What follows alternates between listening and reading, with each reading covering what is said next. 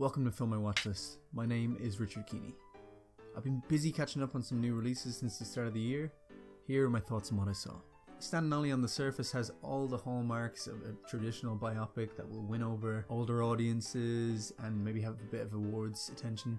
It is still a lot of those things. It's not breaking any rules, it's not breaking the mold, it's not pushing the boundaries in any narrative sense, but Steve Coogan and John C. Reilly's performances are just so heartfelt that you can't help but fall in love with the film.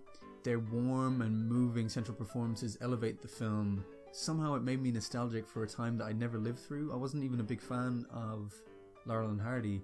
It had this emotional impact, even though maybe I'd only seen maybe a few Laurel and Hardy skits in the past. The support is great. Shirley Henderson and Nina Arianda, who play Laurel and Hardy's respective wives, are really fun and biting and cynical.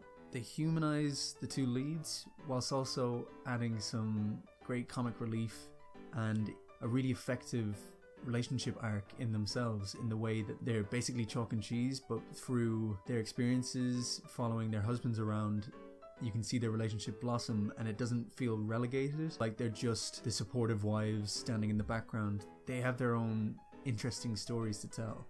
Steve Coogan is hilarious and surprisingly emotionally resonant as Stan.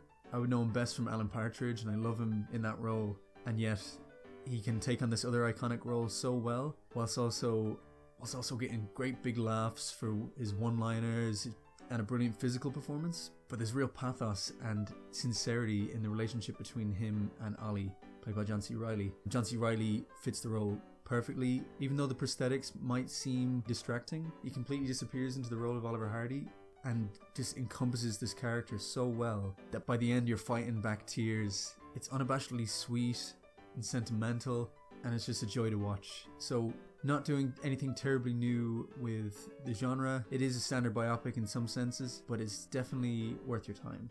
I'd give it 3.5 stars out of 5. If you'd like to support me on Patreon, you can find the link in the description below. I'm currently doing requests for any videos that my patrons want to see, reviewing their favorite movie, for example. If you like the video, please consider subscribing for more movie reviews and movie lists.